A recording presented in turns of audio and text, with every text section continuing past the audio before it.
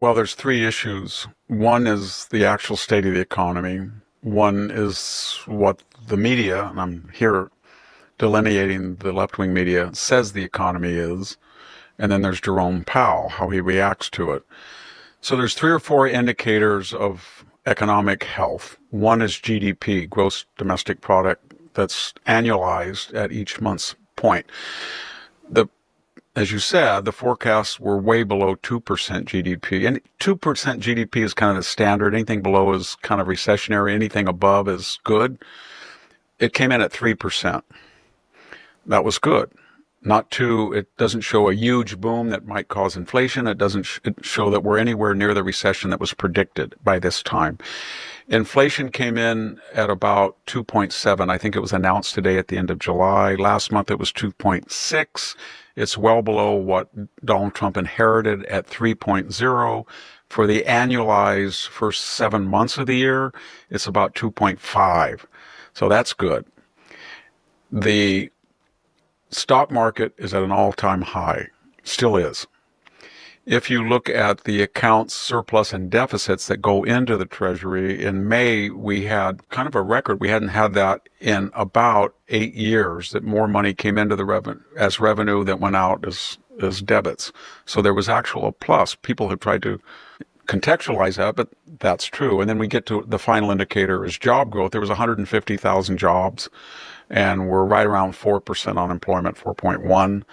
And that was not supposed to happen either. So then we get to the perception of it. Well, let me just sum up what the Wall Street Journal and the Washington Post and the New York Times said in March and then now. So they said in March that we were going to be in a trade war by summer, that tariffs have never worked, they never will work, and they will collapse the international economy. They said that our immigration policies would strip us of key workers, and that the exclusionary immigration policies of Donald Trump would hurt the economy. They said the uncertainty had caused a near record dip in the Dow Jones and Standard & Poor's, and therefore it would only get worse. Bottom line, recession by August. Now we're in August, so what are they saying? Mea culpa, mea maxima culpa, we were wrong. No. No. What they're saying is, well, that May surplus debt, that's just an outlier. It never really happens because May, more money comes in. As the end of the year comes around, the big deficits start to show. Maybe. But why not just say, May, it's not really representative, but it hasn't happened in 8 years, which is true. They didn't say that.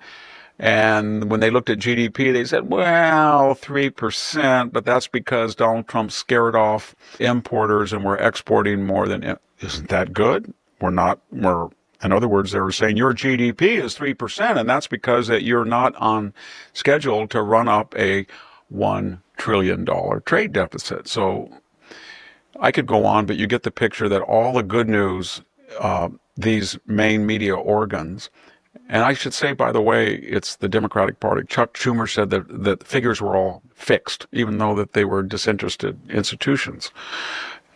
And we had representatives come on and said they're fake because they have no answer to it. But my point is this, that even the Wall Street Journal, Washington Post, or especially the New York Times are trying to contextualize the good news by saying we really won't ever have a month like May again as far as surplus. And the GDP is just warped because of tariffs. The jobless stuff is going to get worse because we're deporting people. And the inflation rate's going to spike because all these nations are going to jack up their prices. If they jack up their prices, they're going to lose the U.S. market. That's Mr. Wall Street Journal, economist guru. The reason why we have 2.7, which creeped up a little bit, and it didn't go to what you told us it was, because they know there's a magic number that they can't go beyond in prices, or you will not buy a Mercedes, or you will not buy a Lexus, or you will not buy a imported computer if you get too high. And we don't know what their profit margin is, but as I've said 100 times, it was somewhere around 15 to 20 to 25%, so that when you hit that 15% tariff, they got angry. And then they said two things to themselves. I'm saying, who are they? The Chinese, the Japanese, the South Koreans, the Europeans. They said two things. Oh my gosh, we here in the EU have been running up $250 billion trade surpluses. So at least Trump didn't say, well, you guys have to pay us back for the trillions of dollars that we took from you, and we did take it from you. And number two is, yeah, we'll whine and cry, but actually we're making 20-25% of that huge market, which accounts for much of our exports. And if we have to pay the 15%, we're going to tell everybody it's going to cause a trade war. We're going to go broke, but we will still make money without increasing our prices. So then we get to the final group, and that's Jerome Powell. And the problem that Trump has with him, and our listeners have with him, he's not consistent. The Fed lowers interest rates when they're worried about a recession, and they think there's uncertainty in the market, and we need to get liquidity so people will spend money and jack up the economy. They raise interest rates, and it's pretty high now. Mortgages on the 30-year fixed mortgages are usually around 7%. To even get below 6, you've got to get a 15-year mortgage. But the point is, when they think there's going to be a recession, they cut. But here's the problem. In this period I just delineated in March and April, when everybody was saying we were headed for a recession, and Jerome Powell was saying that we were headed for, he did not lower interest rates. He did not lower interest rates. So now, when the economy is still the same, and if you look at GDP, inflation, job growth, it's pretty much stock market after May, it's still steady.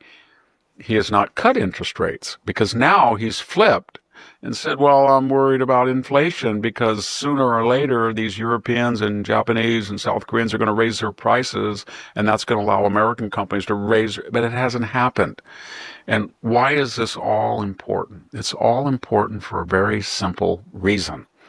Donald Trump has big, beautiful bill deregulates. It institutionalized tax cuts. It gives greater tax cuts. It's all predicated on energy development, cutting the Green New Deal overhead, fast-tracking permits, getting rid of regulations in some cases, deporting 1 million people, build the wall who were on public assistance, etc. Okay. That is a long-term bet that the economy will be stimulated and grow, and therefore it will create more revenue and we will get closer to getting the deficit down.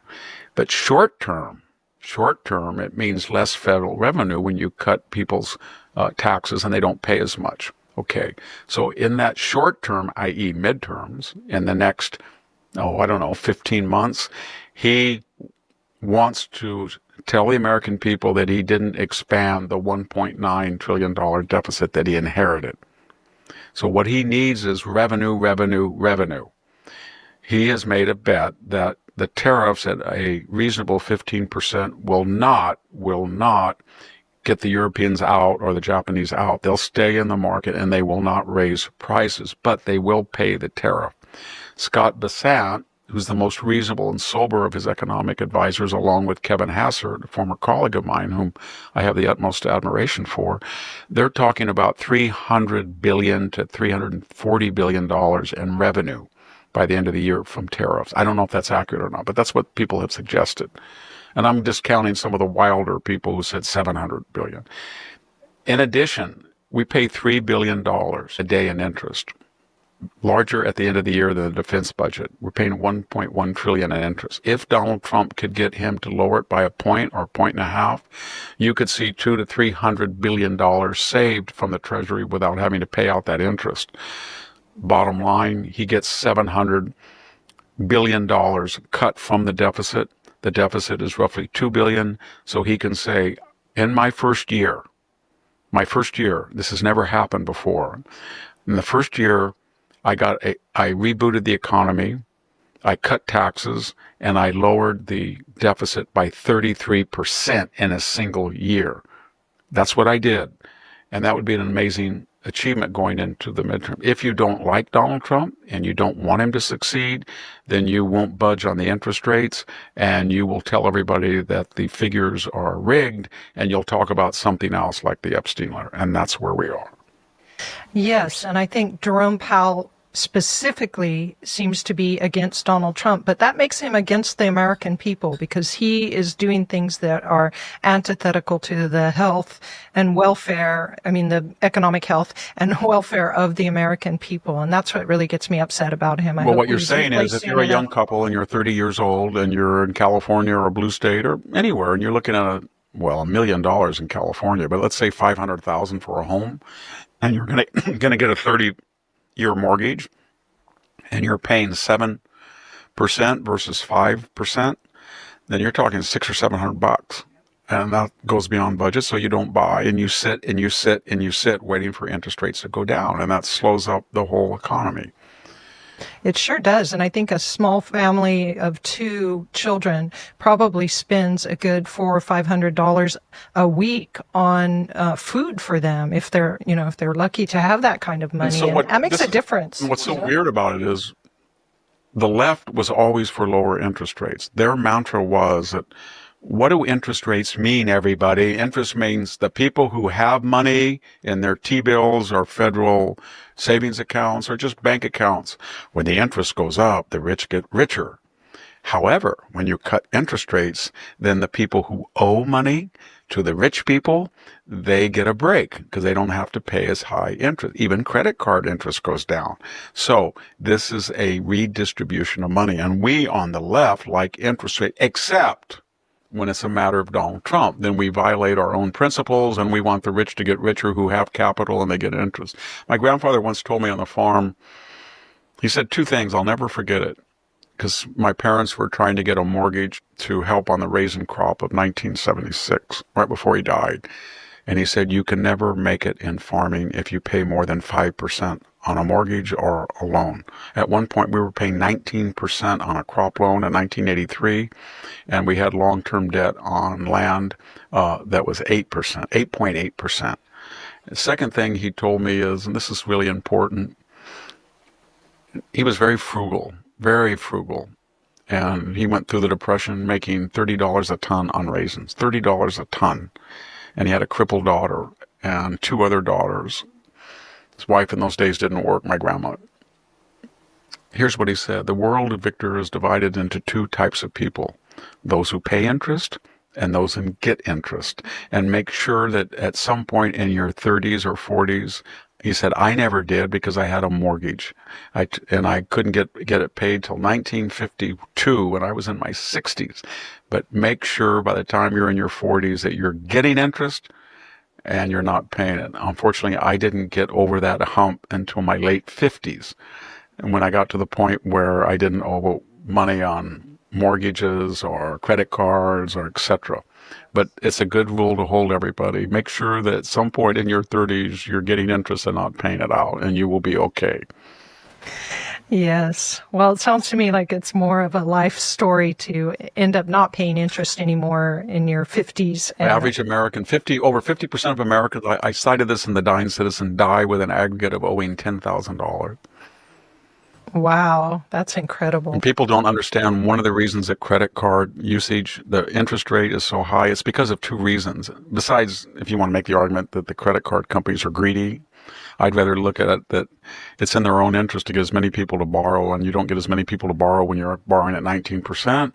But it's one is a lot of people don't pay their credit card bills. And 2, there's a lot of people who die and they owe their credit card and their state has nothing. And so they lose that. And a lot of people plan on that too, by the way. Yeah. All right, Victor, so let's turn to the grim incident in Cincinnati, and even in Midtown New York, we had 2. One was a brawl and a beating of some people in Cincinnati in the early hours of the morning. It seemed that there were no cops really in the vicinity. The people seemed angry, or the police chief at least was angry that only one person in a crowd that they said numbered around 100 called the police. What else was it? The police chief also blamed social media media. In Midtown Manhattan, you had a guy walking around in Midtown with a was it AR-15? Yeah, who are you And to judge that he can't walk around with an my AR-15? God, yeah, it was the biggest gun I ever saw. And then went into a building, and of course, he shot and killed 4 people. He seemed to have thought he had been associated with the NFL. I don't know if he was trying out with them or what, No, but he was targeting them, but he got the wrong but people. he had a traumatic brain encephalitis, we were told. That's what his suicide note. And he said he watched a documentary, and therefore, what? And then they said that he was upset.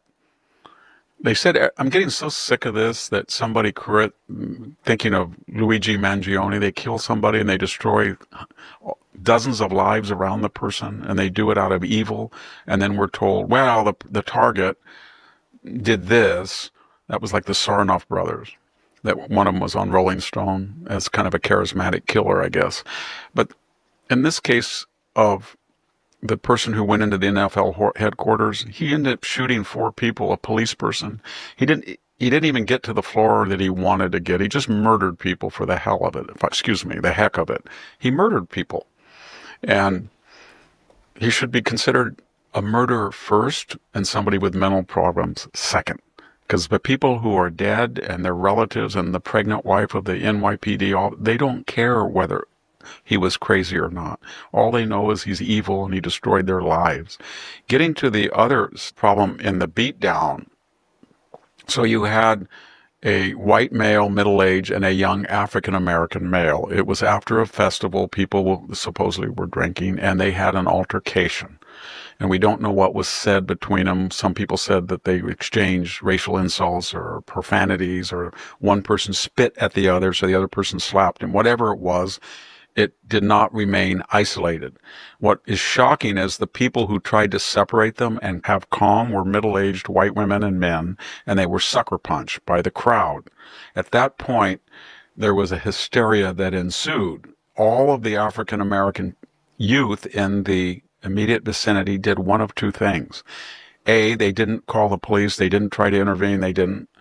And many of them started videoing it with, I guess, play-by-play sports type announcement, moderation as moderators. I don't mean moderation in the other way. They were moderating it. And here's what they were cheering it on. Oh, wow. Oh, look at that. Oh, man. And these two people in particular, a woman was sucker punched, knocked on the ground, and the other man was knocked on the ground. And that did not, I guess, affect the crowd thinking, oh my God, they might be dead. It was instead, oh my God, they're on the ground. It's not fair that I don't get to kick them in the head. And then you had these people body slamming themselves on people who they thought were dead. So what ended this? Was it because of Good Samaritans? No. Was it because the police intervened? No. Was it everybody called 9/11? No. It stopped because the people they were hitting looked like they were dead. And it's like, well, we want to beat up these white people and kill them. And they look dead to me. And that's why it stopped. Then we had the reaction. First thing. So we have a lot of people in the United States who comment on white, black, black, white, Hispanic, black, all of the interracial crimes. And we know who they are. They're Kamala Harris. She commented on Juicy Small. This is systematic racism. Juicy was attacked by white MAGA people. Or, there's very fine people on both sides. Remember the Charlotte misinterpretation? And we have Al Sharpton and Tawana Brawley. And we have Joy Reid, that white people are evil. And we have Jasmine Crockett. Crickets, they didn't say a word. They didn't come out. I thought, wow, you were so noisy during the Jussie Smollett caper. Wow. When Michael Ford lied, when people lied about Michael Ford in Missouri, and they said, oh, he said, hands up, don't shoot, and they murdered him. That was a lie. You came out on that. That was Michael Brown. Michael I think, Brown, yeah. yes, not Michael Ford.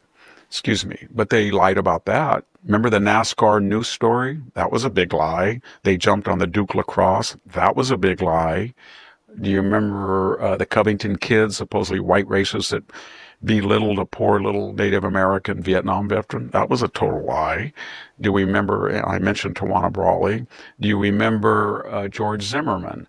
And they did everything in the world to say that a Hispanic man and a black man were not fighting and one killed. They said he was a white Hispanic because his mother was Latino and his father was white. Did they ever say that Barack Obama was a white African American because his mother? No. So my point is that in all of these racial things, which I just mentioned were all fake, there was no, everybody weighed in. This one was real because the people who filmed it were on the side of the people that were doing the felonies. They didn't doctor the video. Did any of them? No, they didn't say anything. So then we turned to the city council. One of the city council members, an African-American woman, said, well, I'm glad we found out that it started with a white man hit a black man. Well, yeah, they were fighting. But you didn't say anything about what happened this nanosecond after that when African-American youth tried to kill people. And then, gosh, the mayor, if I was the mayor in a perfect world, the mayor and the chief of police should resign. What did they say caused it? They said social media caused it. They ginned it up. Everybody was taking videos to post, so they either didn't do anything or we didn't have enough good Samaritans. We only had one call. I think you should have had one officer out there at 3 a.m. when there's a big crowd right downtown, Miss Police Chief. Or they said, they were drunk. Hey, police chief, people are drunk all the time. I haven't seen a racially gang beatdown recently, but I have seen a lot of drunk people in my life. And then they said, it was a festival. Okay, so I've seen a lot of festivals. I usually don't see black teenagers trying to kill middle-aged white